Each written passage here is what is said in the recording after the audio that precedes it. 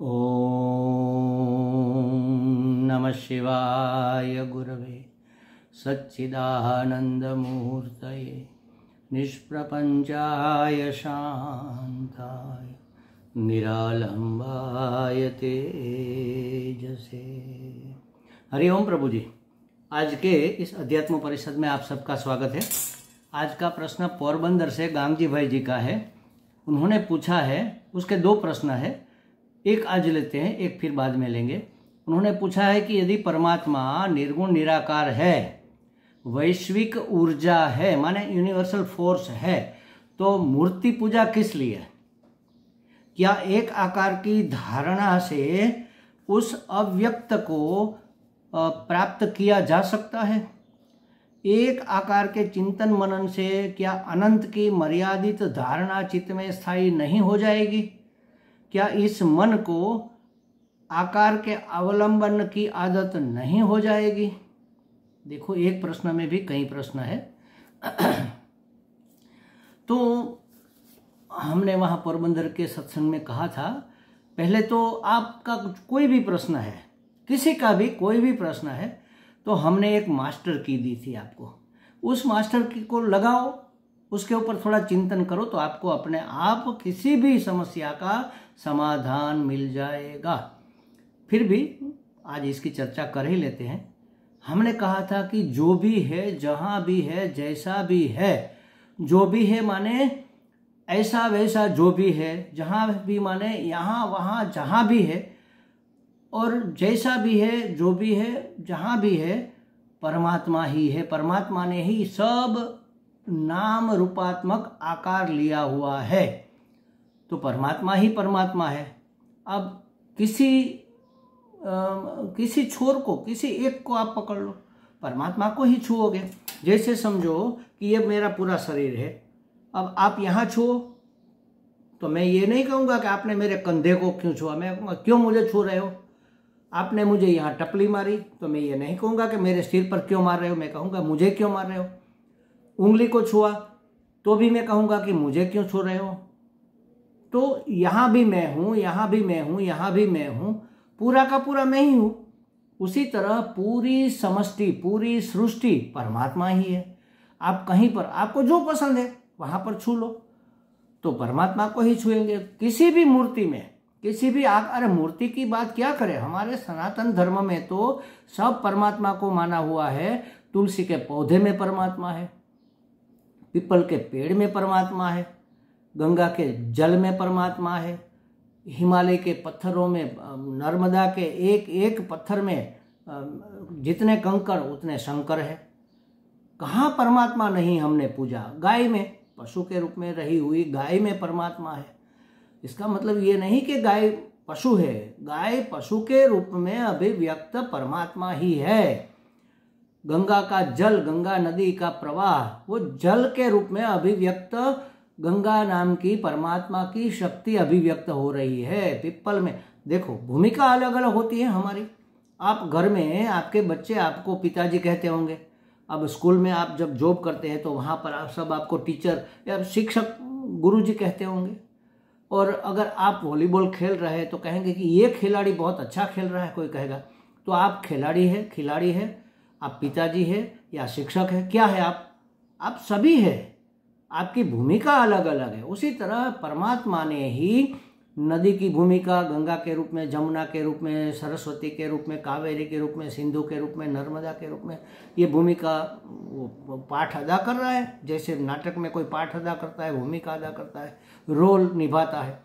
उसी तरह स्त्री में, पुरुष में, पत्नी में, पति में, पहाड़ में, पत्थर में, कंकड़ में, हर जगह परमात्मा ही अभिव्यक्त। ये नाम रूप का आधार लेकर अनामी अभिव्यक्त हो रहा है, जिसका कोई नाम आकार नहीं। आपने भी कहा है ना आगे, जो निराकार है, तो निराकार है, उसको कैसे हम पहचाने?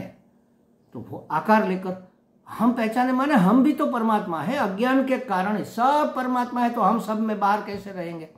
तो हम भी तो परमात्मा है, लेकिन हम अपने अज्ञान के कारण अपने आप को नहीं पहचानते, इसलिए सामने पड़े हुए जगत में से परमात्मा को पहचानने का प्रयत्न करते हैं। तीन चीजें जाननी है, जीव, जगत और जगदीश। जगत को जान लिया तो पता चल जाएगा, करे ये तो जगदीश इस रूप में रहा हुआ है। तो फिर मैं कौन हूँ? तो मैं जीव रूप में मैं भी तो परमात्मा ही तो हूँ। सब पता चल जाएगा, एक के जानने से सब विज्ञान हो जाएगा। तो इसलिए हम एक तो पहली बात तो यही है कि इसलिए हम किसी भी प्रकार के विग्रह की पूजा करें, मूर्ति की पूजा करें, चित्र की पूजा करें, या मन से संकल्पना करके भगवान का ध्यान करें, जो भी करें, परमात्मा से और कोई चीज है ही नहीं। आप जाएंगे कहाँ? आप जो भी करेंगे परमात्मा के लिए ही तो हो जाएगा। लेकिन अगर हम जानते नहीं है तो उसका हमें बेनिफिट नहीं मिलता। अगर हम जानकर करें कि सब परमात्मा है तो हमें उसका लाभ मिलता है। वरना हमारे कंठ में ये माला है और हम जैसे ये चश्मा है, हमने ऐसे करके आपके साथ बातचीत करना शुरू किया, ये पढ़ने के लिए है, बातचीत करना शुरू किया, आप चले गए, फिर हम चश्मा ढूंढने लगे, अरे हमारे चश्मा कहाँ है, हमारे चश्मा कहाँ है, खो गए। फिर किसी ने याद दिलाया, करे स्वामी जी आपके सर पर रखा हुआ है, तो हमें चश्मा मिल गया। खो गया था? नहीं खोया था। मिल गया? नहीं मिला, मिला मिलाया ही था। सिर्फ हमें अज्ञान मतलब भ्रम हो गया था कि हमारे चश्मा खो गए, हमारे ऐनक नहीं रहे और हम ढूंढने लगे। बस उसी तरह हम परमात्मा है, यह विस्मृति हो गई है। इसलिए जब हमें ज्ञान होता है तो पता चलता है, स्मृति लब्धा। अर्जुन ने गीता जी में कहा, हमें याद आ गया कि हम कौन है, हम और हमें क्या रोल निभाना है। तो एक तो ये बात हुई। अब दूसरी बात, अनंत चैतन्य है, निर्गुण निराकार है, हर जगह ठसाठस भरा हुआ है, उसको कहां पकड़ोगे? जमीन में हर जगह एक एक इंच में पानी है। कहीं ऊपर है 10-15 फीट में, नदी के किनारे जाओ रेत में खोदो तो, कहीं पर 50 फुट में है, कहीं 100 फुट में है, कहीं 500 फुट में मिलेगा, कहीं 1000 फुट में मिलेगा, कहीं 1500 फुट में भी मिलेगा। आजकल लोग 1500 फुट का 2000 फीट का बोर करते हैं, वहां पर से पानी निकालते हैं। पानी तो हर जगह है, कितना गहरा है पता नहीं। अगर हमें पानी चाहिए तो धरती में ऐसे ही पानी थोड़ी मिलेगा। कहाँ जाएंगे हम? कुएं के पास जाएंगे ना, वहां अभिव्यक्त हो रहा है। पानी पीना है तो कुएं में अभिव्यक्त हो रहा है, वहां हमें दिख रहा है कि यह पानी है। अच्छा, ऐसा समझो कि अयोध्या अभी है और राम जी का राज चल रहा है, या तो अभी का समझ लो, हमारे वो राष्ट्रपति मुर्मू क्या नाम है, हाँ वही, राष्ट्रपति को हमें मिलना है तो हम गए राष्ट्रपति भवन। कहाँ दिल्ली में गए, दिल्ली में कहाँ मिलेंगे? तो कभी राष्ट्रपति भवन में मिलेंगे। राष्ट्रपति भवन इतना बड़ा है, कहाँ मिलेंगे? तो उसका जो विजिटर्स रूम है, उसका मुलाकात का जो रूम है, उसका जो लिविंग रूम है, वहां मिलेंगे। क्या हम उसको किचन में मिलने जाएंगे? क्या हम उसको बेडरूम में मिलने जाएंगे? नहीं, उसका एक स्थान निश्चित है कि यहाँ पर सबको वह मिलेंगे। तो उसी तरह परमात्मा हर जगह तो है। पूरे राष्ट्र भवन में राष्ट्रपति है, कहीं पर भी हो सकता है, गार्डन में भी हो सकता है, बाथरूम में भी हो सकते हैं, कहीं पर भी हो सकते हैं। कहाँ मिलेंगे हमें? उसका जो निश्चित स्थान तय किया हुआ है कि यहाँ वह सबको विजिट करेंगे, मुलाकात देंगे। तो उसी तरह परमात्मा हर जगह है, हमें कहाँ मिलेंगे? तो हमारे गुरुजनों ने, हमारे ऋषियों ने, हमारे शास्त्रों ने एक आकार बनाया, एक मूर्ति बनाई, एक चित्र कल्पित किया कि बस इसमें परमात्मा की भावना करो। भावना क्यों करनी है? वो तो है ही, लेकिन हम जानते नहीं, इसलिए भावना करनी है। नर्मदा जी का पत्थर निकला लंबगोल, हमने उसको शिवलिंग कह दिया, उसमें शिव की स्थापना कर दी, उसकी पूजा शुरू कर दी, तो वो शिवलिंग हो गया। अब उसमें कोई आकार तो नहीं है, तो हम कहेंगे ये शिव कैसे हुए? जो हमसे भी ज्यादा बुद्धू लोग हैं वो कहेंगे कि ये पत्थर शिव कैसे हुआ? तो उसके लिए मूर्ति बनाई गई, 4 हाथ वाले शिव जी बनाए गए, उसके गले में सांप डाला गया, उसके सर पर चंद्र रखा गया, सर से गंगा जी को बहाया गया। हाँ, अब शिव जी ठीक है। अब हमें तो जैसी जिसकी कैपेसिटी, उस हिसाब से उसको दिया गया कि आप इस तरह से भगवान का आराधन करो, कुछ भी करो, कहीं से भी करो, किसी की भी आराधना करो, भगवान तो मिलेंगे ही, क्योंकि सब भगवान है, सब ही भगवान ने ही लिया हुआ रूप है, क्यों नहीं मिलेंगे? अरे महाराज, मैं तो ये कहता हूं कि आप किसी क्षुद्र से क्षुद्र एक कंकड़ की ही, पत्थर की ही पूजा कर लो। माता जी ने भी कहा था उस प्रवचन में कि हम पूजा करने जा रहे, गणपति जी भूल गए, सुपारी रखकर उसमें गणपति का आह्वान कर दिया तो सुपारी गणपति हो गई।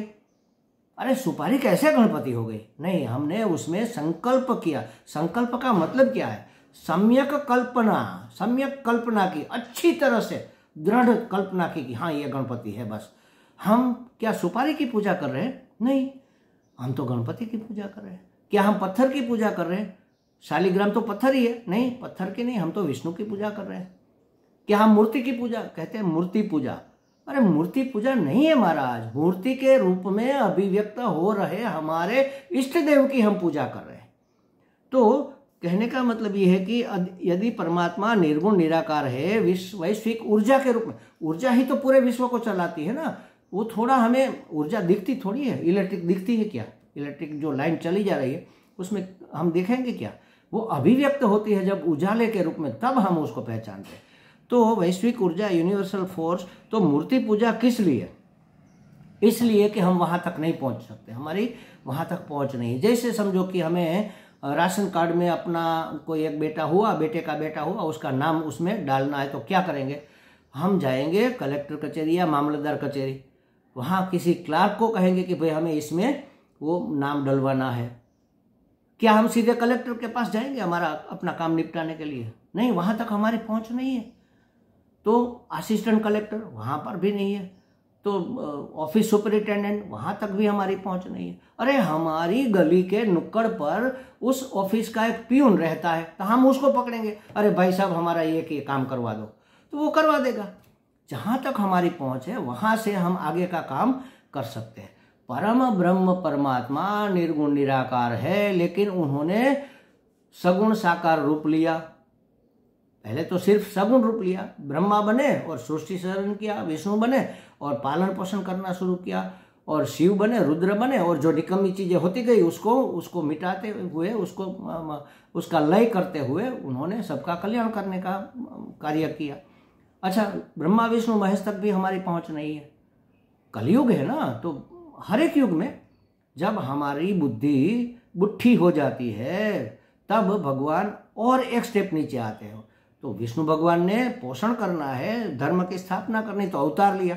राम बने, कृष्ण बने, वाराह भी बने, पशु भी बने, पक्षी भी बने, क्या नहीं बने भगवान।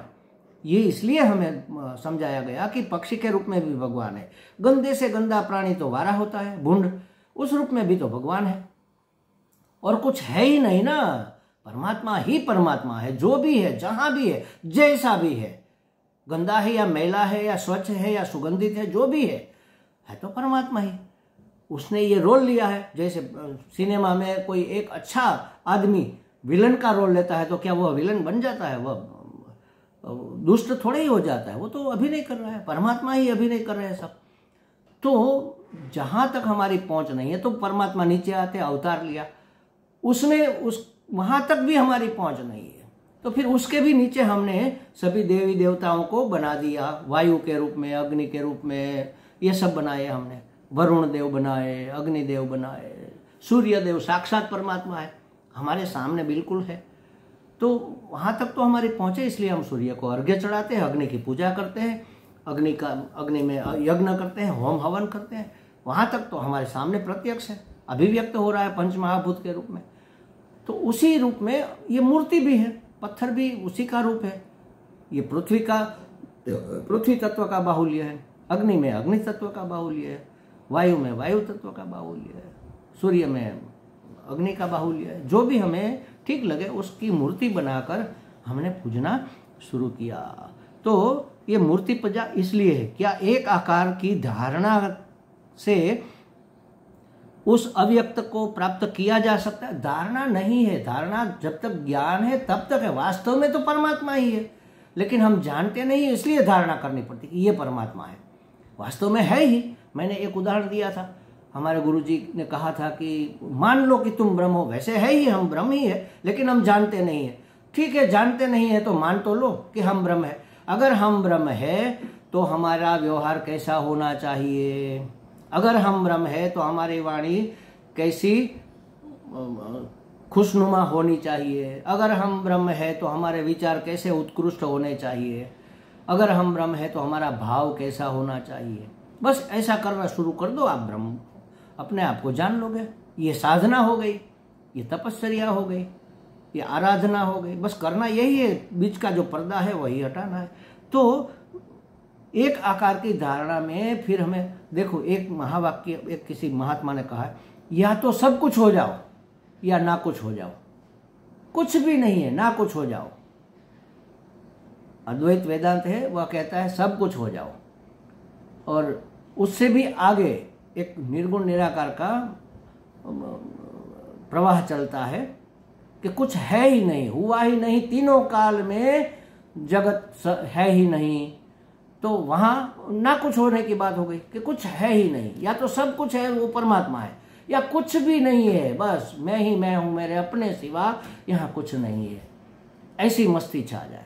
तो बिल्कुल हो सकता है एक आकार की धारणा से अव्यक्त को प्राप्त किया जा सकता है। एक आकार के चिंतन मनन से क्या अनंत की मर्यादित धारणा चित्त में स्थायी नहीं हो जाएगी? नहीं हो जाएगी। क्यों? क्योंकि भगवान ने हमको विवेक दिया है। विवेक पूर्वक अगर हम धारणा करेंगे तो धीरे धीरे धीरे इससे क्या होगा? देखो, एक पत्थर की मूर्ति में हमने शिव जी का आराधन किया, शिव जी का आकार दिया हुआ है, हमने शिव मानकर उसकी पूजा करना शुरू किया। अब अगर हमारी कोई कामना नहीं है, निष्काम होकर हम उसकी पूजा करें कि भगवान हम पर प्रसन्न हो जाए, हमने ये नहीं कहा कि ये पत्थर की मूर्ति हम पर प्रसन्न हो जाए, हमने ये माना कि भगवान हम पर, अगर भगवान प्रसन्न हो गए तो भगवान तो हमारे अंदर भी बैठे, अंतर्यामी भी है, तो वो प्रसन्न होंगे तो क्या होगा? कोई हमारी कामना नहीं है, कोई राग द्वेष नहीं है, कोई लेना देना नहीं है, बस हमें परमात्मा की प्रसन्नता चाहिए, उसके लिए पूजा आराधना करते हैं। तो क्या होगा? हमारा अंतःकरण शुद्ध होगा। तो बस करना तो मात्र इतना ही, अंतःकरण शुद्ध हो जाएगा तो पता चल जाएगा, अरे ये भगवान तो है, सब रूप में भगवान ही तो भगवान है। एक महात्मा थे, सबको भगवान की तरह ही मानते थे, किसी के भी साथ बात करके हाँ बोलो भगवान, हाँ जी भगवान, जी भगवान।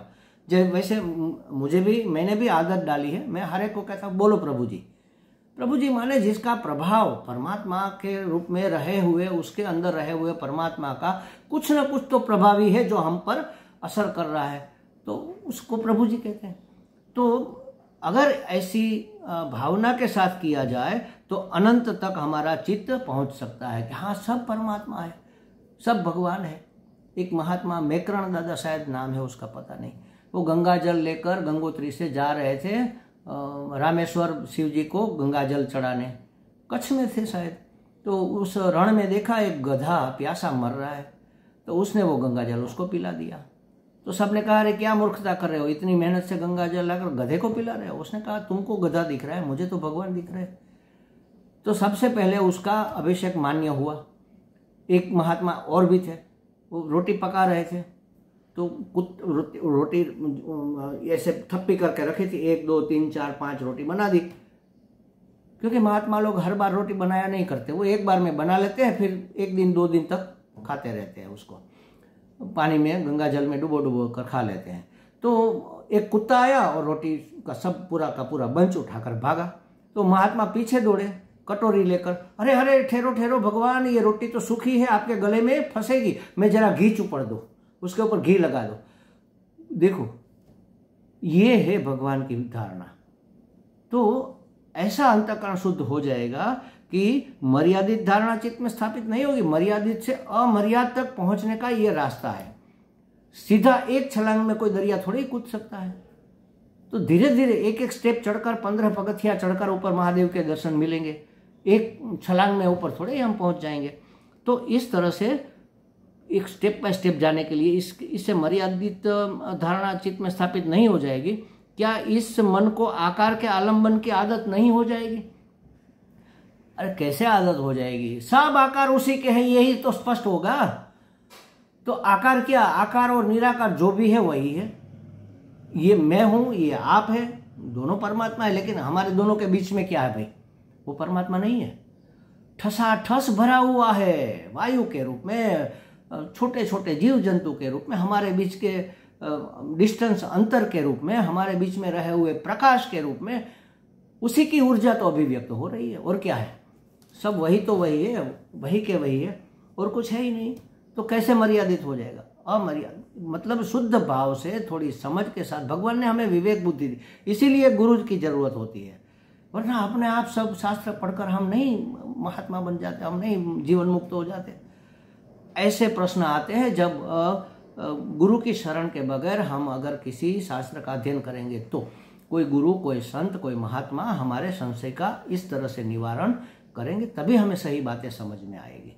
हमें लगता है गंगजी भाई जी को कुछ स्पष्टता हो गई होगी। हरि ओम। दूसरा प्रश्न हम कभी और लेंगे। ओम पूर्णमदः पूर्णमिदं पूर्णात् पूर्णमुदच्यते पूर्णस्य पूर्णमादाय पूर्णमेवावशिष्यते। ओम शांति शांति शांति। हरि ओम। श्री गुरुभ्यो नमः। हरि ओम।